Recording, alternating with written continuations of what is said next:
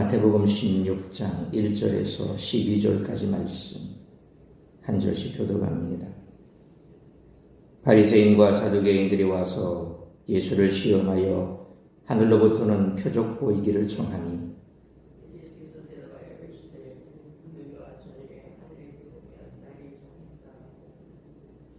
아침에 하늘이 붉고 흐리면 오늘은 날이 굽겠다 하나니 너희가 날씨는 분별할 줄 알면서 시대의 표적은 분별할 수 없느냐.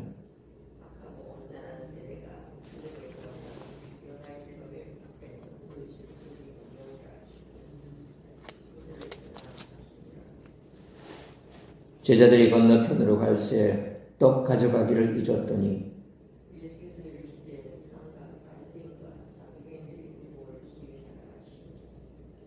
제자들이 서로 논의하여 이르되 우리가 떡을 가져오지 아니하였도다 하거늘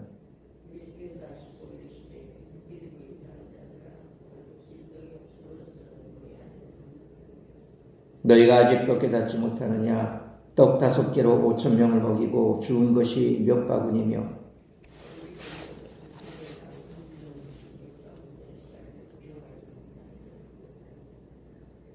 어찌 내 말한 것이 떡에 관함이 아닌 줄을 깨닫지 못하느냐. 오직 바리새인과 사두개인들의 누룩을 주의하라 하시니 떡에 누룩이 아니요 바리새인과 사두개인들의 교훈을 삼가라는 말씀인 줄을 깨달으니라. 아멘. 오늘 본문 1절로 4절에서 예수님은 표적을 구하는 바리새인과 사두개인들의 악한 마음을 책망하시고 5절로 12절은 떡을 걱정하는 제자들의 불신앙을 지적하십니다. 바리새인과 사두개인들은 예수님께 하늘로부터는 표적을 요구합니다. 표면적으로는 이들의 요구가 부당해 보이지 않습니다. 예수님의 정체를 더 확실하게 이해하기 위해 표적을 구하는 것일 수도 있기 때문입니다. 하지만 예수님은 이미 이들에게 충분한 표적을 보여주셨습니다. 그리고 그 표적을 근거로 예수님의 정체를 추론하는 것은 어렵지 않습니다. 하늘의 상태를 보고 날씨 변화를 예측할 줄 아는 이들에게 예수님이 지금까지 보여주신 표적과 가르침을 보고 예수님이 메시아이심을 깨닫는 것은 어려운 일이 아닙니다. 그럼에도 불구하고 깨닫지 못하는 이유는 마음의 문제 때문입니다. 이들이 악하고 음란한 마음을 가졌기에 예수님의 표적을 충분히 보여주셨는데도 불구하고 믿지 않은 것이죠. 예수님에 대한 불신앙은 바리새인과 사두개인뿐만 아니라 예수님을 따르는 제자들에게도 발견됩니다. 예수님이 지금까지 베푸신 표적들을 보고도 예수님의 정체성을 의심하는 바리새인과 사두개인과 같이 제자들도 예수님이 수천 명을 먹이신 사건을 최소 2차례나 목격했으면서도 예수님이 또다시 그렇게 하실 수 있다는 믿음을 가지지 못합니다. 그래서 상황의 한계만 바라보며 염려합니다. 이러한 제자들의 불신앙은 바리새인과 사두개인들의 불신앙과 비슷합니다. 예수님의 정체성과 능력과 가르침을 모두 부인하는 바리새인과 사두개인들뿐만 아니라 예수님의 정체성과 가르침을 받아들이되 예수님의 능력을 충분히 믿지 못하는 제자들도 불신앙의 누룩에 영향을 받은 것입니다. 바리새인과 사두개인들의 누룩을 조심하라는 경고는 오늘날의 성도들에게도 여전히 유효합니다. 예수님은 각종 병자와 장애인들을 고치셨을 뿐만 아니라 귀신을 내쫓으시고 오병이어 칠병이어의 놀라운 기적을 일으키셨습니다. 이는 누가 보아도 예수님이 메시아로 오셨음을 드러내는 표적이라고 할 수 있습니다. 그러나 예수님 당시 사람들은 이 놀라운 일들을 모두 목격하고도 예수님이 어떤 분인지 깨닫지 못하고 있었습니다. 따라서 이와 같은 오늘 본문의 말씀을 통해 우리들이 깨달아야 할 것은 첫째로 1절로 4절 말씀처럼 믿음이 있어야 제대로 보고 듣고 반응할 수 있다는 것입니다.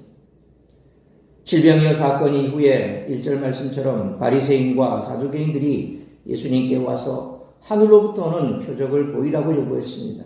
사실 이들은 정교적으로 앙숙이었지만 예수님이라는 공통의 적을 만나 연합전선을 편 것입니다. 신명기 18장 20절에 만일 어떤 선지자가 내가 전하라고 명령하지 아니한 말을 제 마음대로 내 이름으로 전하든지 다른 신들의 이름으로 말하면 그 선지자는 죽임을 당하리라 하였느니라 라는 말씀처럼 율법에는 선지자가 전한 말씀이 하나님에게서 왔다는 증거가 없으면 죽이라는 규정이 있는데 그들은 이 규정을 따라 예수님을 거짓 선지자로 몰아 죽이려 의도한 것입니다. 그래서 예수님은 2절로 3절 말씀처럼 너희가 날씨는 분별할 줄 알면서 표적은 보고도 깨닫지 못하느냐라고 반박하십니다. 예수님은 이미 수많은 이적을 보이셨고 그들도 그것을 모를 리 없습니다. 그런데도 그들은 그것을 참 표적으로 인정하지 않은 것입니다. 악한 마음을 가진 자들이 기득권을 유지하기 위해 이처럼 생떼를 부리면 더 이상 대화가 불가능합니다. 예수님은 요나의 표적 외에는 보여줄 것이 없다라고 말씀하시며 그들을 떠나가십니다. 믿음이 있어야 표적을 보고 말씀을 들을 수 있습니다. 그러므로 믿음이 있어야 제대로 보고 들음으로 제대로 반응할 수 있고 하나님을 기쁘시게 할 수 있으므로 믿음이 떨어지지 않도록 날마다 말씀과 기도 가운데 깨어 성령 충만한 우리 모두가 되시기를 축원합니다. 두 번째로 5절로 12절 말씀처럼 주님이 함께 하시며 깨닫게 하시고 믿음이 자라게 하신다는 것입니다. 문제는 제자들도 예수님이 어떤 분인지를 제대로 깨닫지 못하는 데 있습니다. 5절로 10절 말씀처럼 예수님은 바리새인과 사두개인들의 태도에 분개하시면서 제자들에게 그들의 누룩을 주의하라고 말씀하시는데 제자들은 자기들이 떡을 챙기지 않아 이런 말씀을 하신다고 오해합니다. 사실 바리새인과 사두개인들의 누룩이라는 표현에서 이 떡, 빵을 떠올리기는 쉽지 않습니다. 당시 제자들은 누룩이라는 단어가 들리자 바로 떡을 떠올릴 정도로 떡이 모자라다는 그런 걱정에 사로잡혀 있었던 것입니다. 9절로 10절 말씀처럼 제자들마저 이런 모습에 실망하셨는지 예수님은 오병이어와 칠병이어 사건을 언급하시며 제자들을 크게 책망하십니다.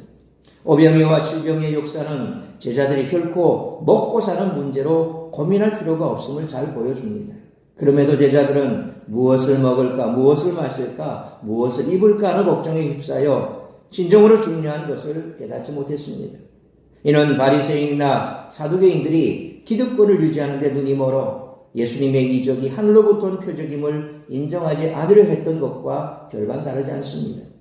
예수님은 다시 11절로 12절 말씀처럼 바리새인과 사두개인의 누룩을 주의하라는 가르침을 반복하시는데 그제야 제자들은 누룩이 그들의 교훈에 대한 은유임을 깨닫습니다. 여기에 바리새인, 사두개인들과 제자들의 차이점이 있습니다.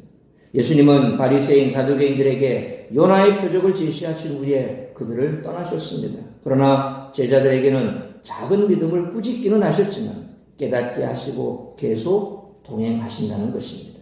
그러므로 믿음이 연약하다고 낙심하지 말고 주님을 따르기를 포기하지 않는다면 주님이 함께 하시며 깨닫게 하심으로 믿음을 자라게 하실 것이므로 예배와 말씀의 자리를 사모하고 계속해서 그 자리에 머물 수 있는 우리 모두가 되시기를 축원합니다. 사랑하는 성도 여러분, 우리 마음을 청결하게 하고 하나님 나라를 우선순위에 두지 않으면 우리 역시 말씀을 들어도 표적을 봐도 예수님을 온전히 믿지 못할 수 있습니다. 그러므로 믿음이 있어야 제대로 보고 들음으로 제대로 반응할 수 있고 하나님을 기쁘시게 할 수 있기에 믿음이 연약하다고 낙심하지 말고 주님을 따르기를 포기하지 않는다면 주님이 함께 하시며 깨닫게 하심으로 믿음을 자라게 하실 것이며 예배와 말씀의 자리를 사모하며 먼저 그의 나라와 의를 구하는 우리 모두가 되시기를 주님의 이름으로 축원합니다. 기도하겠습니다. 거룩하신 아버지 하나님, 은혜와 사랑을 감사합니다. 오늘도 이 새벽을 깨워 말씀으로 예배로 시작하게 하시니 감사합니다. 오늘도 우리에게 주신 말씀 우리가 가슴 깊이 새기며 우리가 바리새인과 사두개인들처럼 믿음이 있다나 오히려 그것은 주님을 알지 못하고 그저 보이는 것에 집착했을 때 믿음이 없으므로 온전히 보지도 못하고 또 들어도 깨닫지 못하는 어리석은 자가 됩니다. 우리에게 있어 주님을 아는 것은 보여지는 것이 전부가 아닙니다. 믿음의 눈으로 봐야 우리 주님이 어떤 분인가 그 능력까지도 알 수 있습니다. 오병이어 칠병이어의 기적을 보였음에도 불구하고 제자들 역시도 바리새인이나 사두개인들과 똑같이 제대로 된 반응을 보이지 못한 것은 어쩌면 우리와 같은지도 모르겠습니다.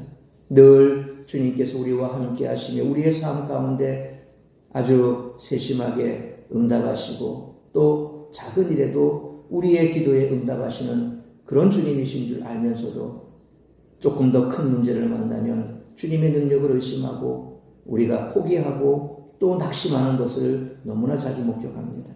오늘 다시 한번 우리가 믿음이 있다 하나 믿음이 없는 자처럼 그렇게 살아가진 않는지 우리 자신을 돌아보게 하여 주옵소서. 믿는 자가 되어야 할 줄로 믿습니다. 그리함으로 우리 주님이 누구신지 또 그 능력이 어떠한지를 늘 우리가 기억하고 어떠한 삶의 상황 속에서도 믿기를 포기하거나 좌절하거나 절망하는 그런 어리석은 자가 되지 않게 하여 주옵소서. 그러므로 우리가 주님을 제대로 알려면 믿음이 있어야 하고 또 믿음이 있으려면 주의 말씀 앞에 있어야 하고 예배의 자리에 있어야 하고 기도의 자리에 있어야 할 줄 믿습니다. 믿음을 포기하지 아니하고 끝까지 붙들고 예배의 자리에 말씀의 자리에 기도의 자리에 머물며 우리의 믿음을 성장케 하시고 자라게 하실 주님과 함께 거하며 늘 성령 충만한 우리의 삶이 될 수 있도록 인도하여 주옵소서.